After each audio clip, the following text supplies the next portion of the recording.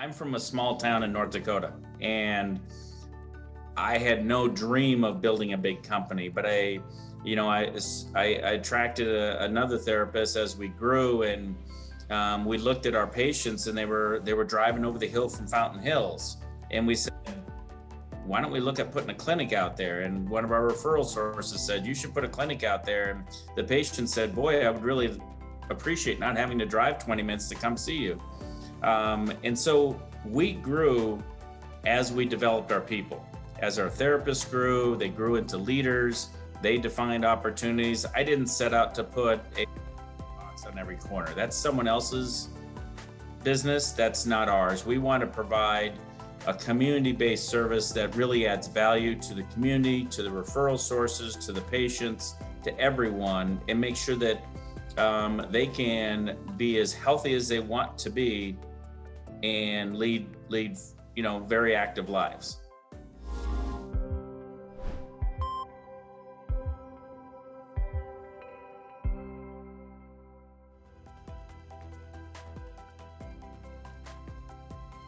Welcome to this week's episode of the Providers, Properties, and Performance podcast, where I interview Tim Spooner, who is president and CEO of Spooner Physical Therapy and Proactive MSD. Over 30 years ago, he started Spooner Physical Therapy, and it now has grown to over 22 locations. And he's grown it in order to serve the needs of his patients. And then along the way, where he has had to purchase buildings or develop buildings, he has become a physician owner in real estate as a result. So I hope you look forward to listening to his story. All right, so Tim, welcome to the Providers, Properties, and Performance podcast. Thank you. Glad to be a part of it. So just so that the listeners understand the entire perspective of what we're going to talk about here, you're a private practice physician, you specialize in physical therapy, but you've also invested in your own sites as well as a partner in multi-tenant medical buildings where you also have an office. So you have quite a depth of experience to share. Yeah, I'm formally trained as a physical therapist. I've been a therapist for 35 years. And I've had my own practice for 31 years, and we have 22 locations around the valley. And at times we have looked to acquire real estate and or develop real estate as part of our growth and expansion. Absolutely.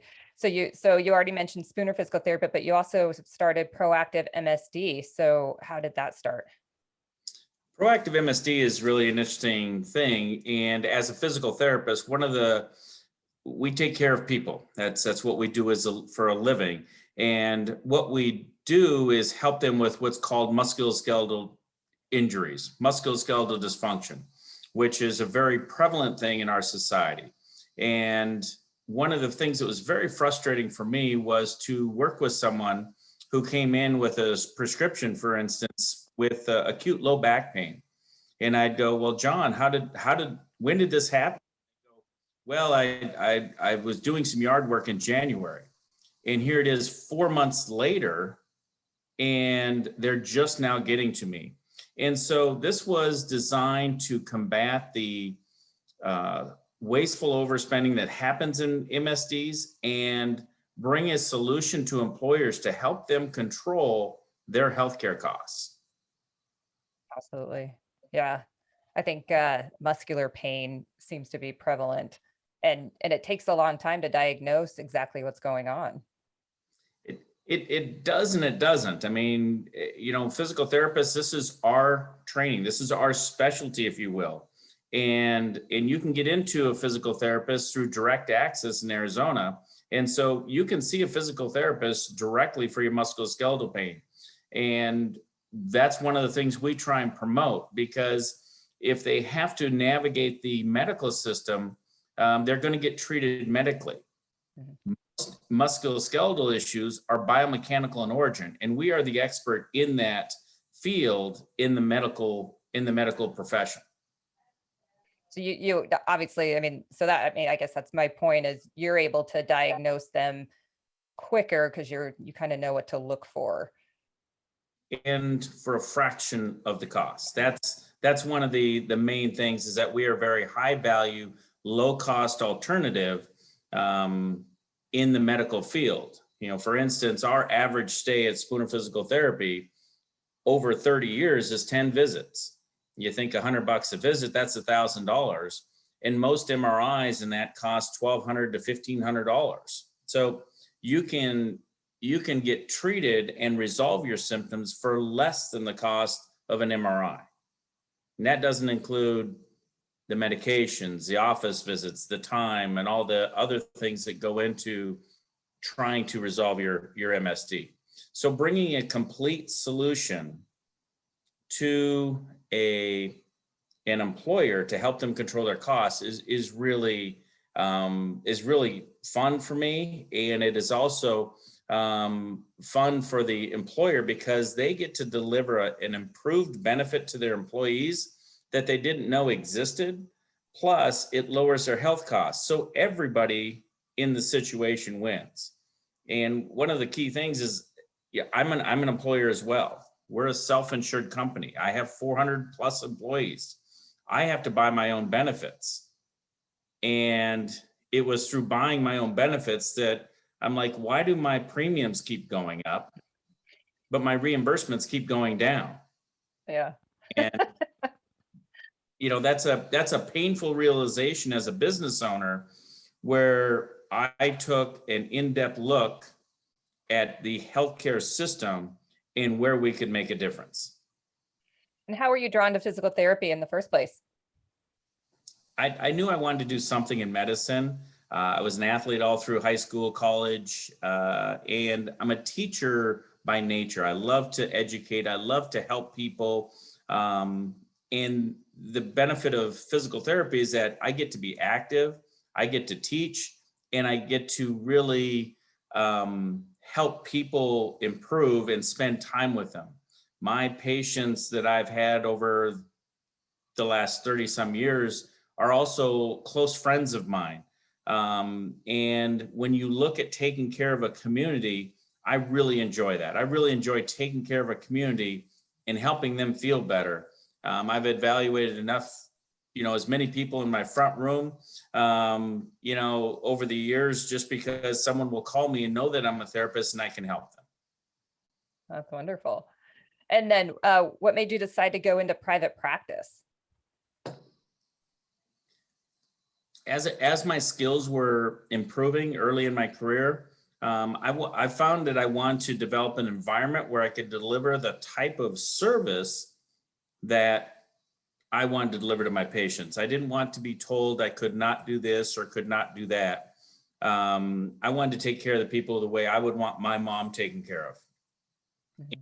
And so I opened my own practice as a result to do that. And the fun thing about that is that it not only attracted other people who wanted to do that, but also attracted a lot of patients. And as a result, the company has continued to grow. And I think most medical professionals really feel this way, but they may be stuck or hampered by a system they're in. For instance, my own practice, I opened the same month that Health South came to town. You probably remember those. And they have come and gone. So has several other national entities come and gone, not because the people were bad, but maybe the system didn't allow them to do what they wanted to do to really take care of our communities. And above all, I think healthcare is local. And as a result, our efforts, our wages, our treatments and that should be regional, so that we can pour it back into our communities through our interventions, through our schools, through other things that we do as a profession. And what was the first site of Spooner Physical Therapy? It was like 30 years ago. When was your 31 years ago? It was on 89th Place. I'm not going to remember the exact address, but it was. I remember it because it was the only building. It was that building, the Super Pumper, and Scottsdale North Hospital, which is now Honor Health Shea, I believe it's called. Yeah. But those were the only buildings in that whole region. The freeway wasn't through, none of that. So that was our first location in North Scottsdale. And when did you decide to grow? So did it happen organically, or did you have it well organized and thought through? Now, I think to understand that question is to understand that I'm from a small town in North Dakota, and I had no dream of building a big company, but I attracted another therapist as we grew, and we looked at our patients, and they were driving over the hill from Fountain Hills, and we said, why don't we look at putting a clinic out there? And one of our referral sources said, you should put a clinic out there. And the patient said, boy, I would really appreciate not having to drive 20 minutes to come see you. And so we grew as we developed our people. As our therapists grew, they grew into leaders. They defined opportunities. I didn't set out to put a box on every corner. That's someone else's business. That's not ours. We want to provide a community-based service that really adds value to the community, to the referral sources, to the patients, to everyone, and make sure that they can be as healthy as they want to be and lead very active lives. Absolutely. And probably because a lot of physical therapy, some people try to do either in the morning, at lunchtime, or after work, and having it convenient is helpful. So when you were looking to grow, when did you decide to start buying some sites that you operate in, and then how did that lead to you investing in properties where you also practice in a multi-tenant situation with other physician owners? Again, another fabulous question. It's not like I set out to be a real estate person. It was part out of necessity and part out of trying to design the type of clinic that we wanted to have and the service that we wanted to provide the community. So my first project in North Scottsdale, the Pinnacle on Desert Cove, was just that. I partnered with several dentists and a rheumatologist, and we built a facility that encompassed all our practices, but really provided great space for us as providers to take care of the community. And do you feel that owning your property lowered your cost of occupancy, or enabled you to invest back into your business? Did it offer you any of those resources? It's different, right? You can pay a lease or you can pay a mortgage. Right. And if people think that they're going to be putting tens of thousands of dollars a month into their pocket, that's not true. You still have to pay for something. Right. But what you are doing is portion of that can be, portion of that payment is towards equity or towards principal. And you have to balance that with the cash flow of the company. As a therapist, our margins are just razor thin. So it's not like I needed to shelter or move cash out of the business in order to help us or help me shelter income. It wasn't that at all. It was more I wanted to control the costs, and by controlling the project, that was a lot easier. So for other private practice physicians who have a vision like yourself to, create the practice around the patient, and what would you say to them as far as, building their business and growing, if they want to expand and put sites in different locations and either own or lease them? What would you say to a fellow clinician contemplating growth and how they might go about it? A great question. First of all, surround yourself with a great team. People like yourselves that are experts in your arena, because at the end of the day, I'm going to go back into the clinic and see patients. This is what you do all day. The lending process, the building construction process, you need to have people that are in your corner. And if you don't, the costs can get out of control in a hurry. And you're smiling, but No, I know. And I've been very fortunate. I built at the right time. I sold what I think was at an appropriate time. But I know a lot of other people that built condos during the boom that actually got taken to the cleaners and lost the mortgage, and it was a bad deal. There are ways to financially protect yourself from that. But the key is to have a very solid team if you're going to expand and do that. The next part is just to understand your business process and business philosophy. Is the reason that you want to own property to have multiple sites and build a real estate portfolio, because there are businesses that do that, and it's important to study them.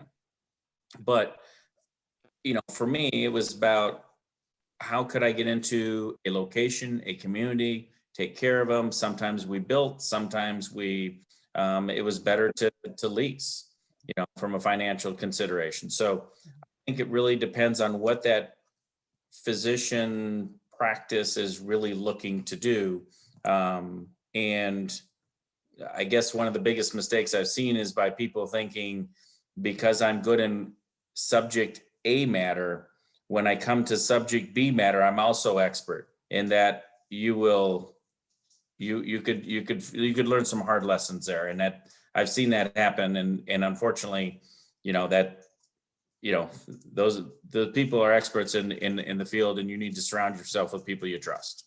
Yeah. And I try to, when, putting different decisions in front of clients, I ask if, they're looking to have a second job outside of practicing medicine, or if they're looking to, be advised and just make decisions after they're done with their day or before their day, instead of having to try to learn real estate, and not even learn it, because it's not that it's hard to understand, but that a lot of the activity is happening and the decisions that need to be made, or getting a hold of people and organizing everything happens at the same time that they're seeing patients. And unless they can copy themselves, sometimes you just can't logistically do both. And well stated that, these things happen after 5.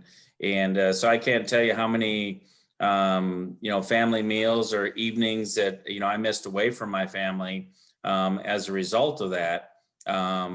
And you have to know what that balance looks like for you personally and professionally.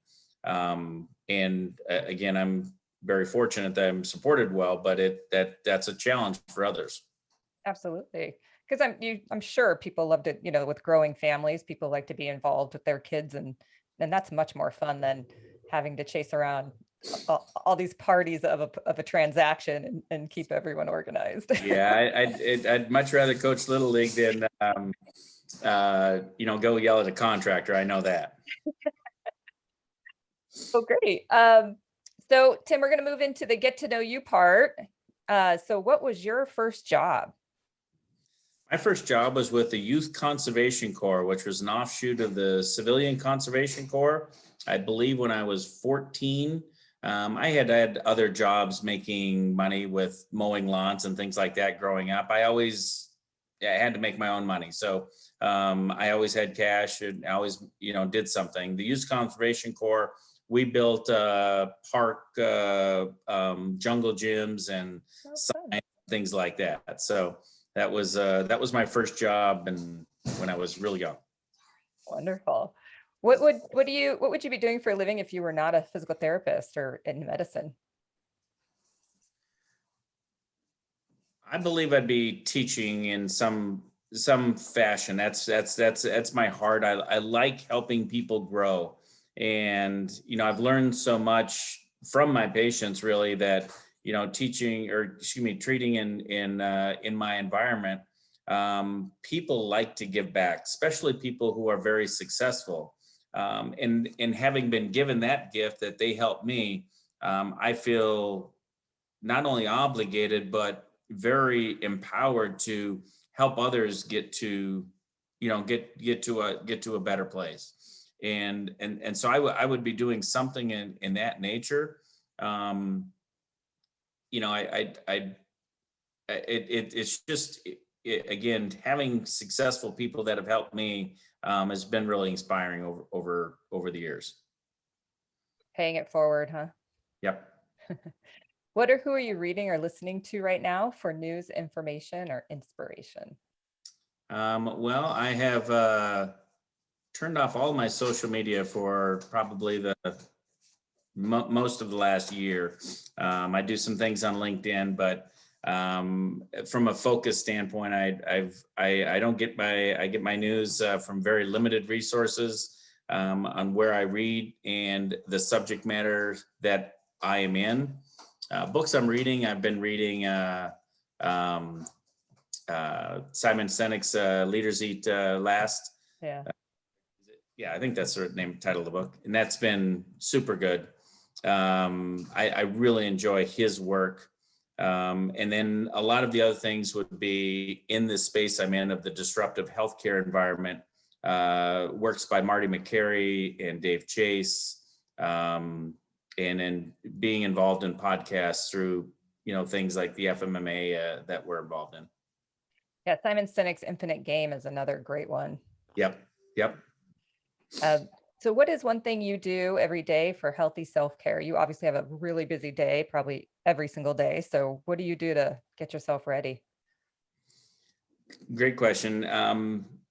For us, movement is medicine. And, as a physical therapist, movement is medicine. So for me, movement is anything from getting my mind moving, to having stillness to allow my mind to be creative, to physically moving my body to keep it, performing at what I want to do. And I really enjoy playing golf. And so I do a golf program, and I have had a numerous amount of musculoskeletal injuries myself. So I have to keep moving in order to accomplish what I want to do. So I kind of break it into, mind, body, spirit on a daily basis, and try and nourish each of those areas of my life, and do something that is proactive in that manner. I love it. So I'm going to ask you two ending questions. Usually I do one or the other, but both are relevant. So do you think a person is born with the desire to heal, or is this only trained through their medical training?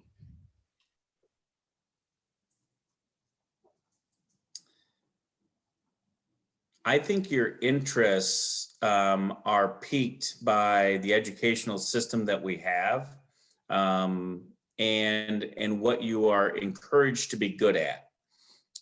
And there's a lot of people that are good in math, and they're encouraged to be an engineer. And I think that although that's a good thing, we want to encourage people to also know themselves of what they want to do. Just because you're good at math doesn't mean you want to be an engineer. And, I've known engineers that went back to med school, and they're really good physicians. So, that being said, I think it's a combination. I think you have innate abilities that are enhanced through your training. And then, the skill set as a provider should take you deep into your passion is what I like to see, or what I like to encourage. Because if someone's really passionate about what they're doing, they're going to be really good. And that's the essence of a clinician that you want to send your mom to. Right. Yeah, the providers and clinicians, when that they breathe, eat, and live what they do, they have a variety of information that they don't just get in one source. They're reading everything, they go to conferences, they're talking to people, and they really enjoy what you do. You can tell the difference. Well, and there's been some studies, right, with people who go deep into a subject matter, that there's cross pollination into other subjects, just because you've been able to think and act and implement at a deep level. Yeah, absolutely. That's why some CEOs go from company to company, because at the end of it, they can, they're running a company, and they can inspire, they can create a vision, but they may be doing totally different types of businesses. Absolutely. So this is a great lead into the next question. So do you think leaders are born or trained? I think leaders are trained. A person without encouragement without education, they're not going to know their innate abilities. Now, I say that, and then I like to ask a question, and when I'm speaking with people, say, look, if there's 20 people in a room, how will I know where you're at? It's certain people gravitate to where their comfort is. Certain people are number one, certain people are number two, certain people are supportive, and that's more your personality profile. So is that a hardwired thing, a nurtured thing, a developed thing? I think that personality is fairly hardwired. But if you're not encouraged to seek out your gifts and your talents, I think that you're going to have a challenge. You're gonna find yourself not in the right fit. So I like to really, in my job, I'm a human developer, right? I'm trying to help people move and grow and get to the next level.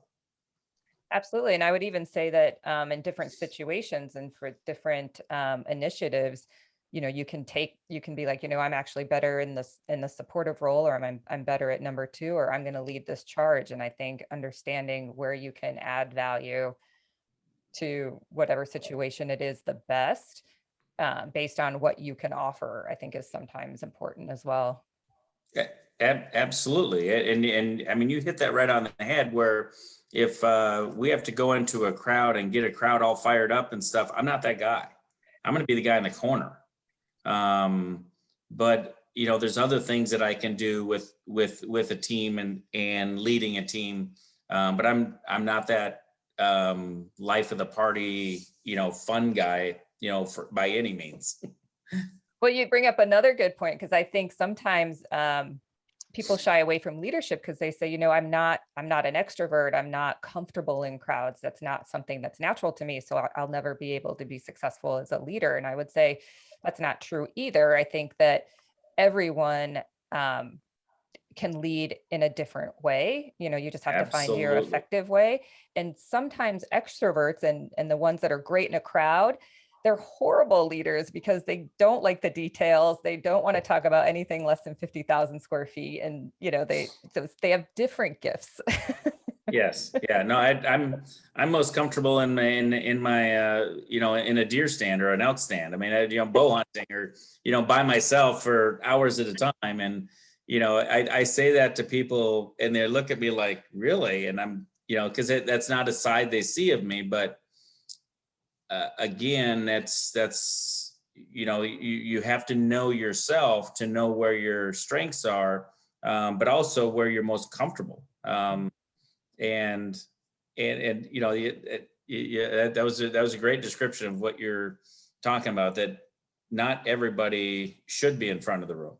Some of our best leaders, they're at our front desk and leading teams. And it's, again, how can I help them grow and, improve their life and in their education? Well, you bring me to a story that, I was in, my eye doctor has the receptionist there. I swear, I was like, whatever they pay you, it should be double, because she managed the physicians, she managed the patients. She was able to keep, traffic going when things were delayed. She was, helping the other staff. And I was like, you are answering the phones in between, managing that flow. And I was like, this is fantastic. This is a perfect example of someone that you don't think is necessarily in a leadership position, but they really are managing this entire process. And without them, a lot of things would slip through the cracks. Absolutely. And, anybody in the medical field should know that and really be taking care of those people at the front, because that is a hard job, but a vitally important job. I describe them as, you are my eyes and ears to the outside community. How would I want to welcome somebody in to what we call our party? Well, welcome men to the party. So I try and find that personality that likes to welcome people into the party. The people outside are hurting. they've had surgery, they've gotten injured, and they're wondering if we can help them. I'm like, well, by all means, invite them into the party. Absolutely. Absolutely. So any last words of lessons learned for colleagues that either, are looking to grow or get into their first private practice office? Anything you want to leave the listeners with? Don't do it alone. Find your team, find your folks. There is a lot of information out there. I am blessed that some of the people that helped me early on,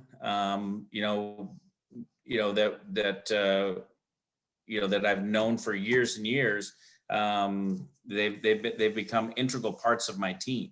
And when you're defining what and how much you want to do with real estate, try and understand the subject. It's not, like you said, it does take time. There is some variations and complications that you could understand. But if you have people that you trust and that, it should work out in the long run if you're making good decisions. Absolutely. And there's more to, I love when I get calls after a cocktail party and it's like, oh, I just heard cap rates are this, and this is the price per square foot. And you're like, well, there's a lot more to it. It's, locations and tenants. So I got to get a little more information of, what you're trying to accomplish to see, what the market conditions are for what you're trying to do. So yeah, it's like people ask me, there are a lot of medical people who are self-employed versus medical people who run a business. Mm-hmm. And what you're describing, if someone's going to be a real estate investor versus just owning your own facility, you're saying, I'm going to take this to a deeper level. I should surround myself with people who know what cap rates are and how those fluctuate with interest rates. And now all of a sudden you got to understand the flow of money and what it is and all these other things. And I'm like, okay, you must have a lot of free time. And, because there is a whole world and language out there. While you were at medical school, other people were studying this. And Absolutely. So, it is important to understand that and what part you want to play in that. Absolutely. Absolutely. Well, thank you, Tim, for your time. This has been a wonderful interview, and I think it'll be helpful to a lot of people. So thank you. Thank you, Tricia. It's always good to see you, and congratulations on all your success. Thank you.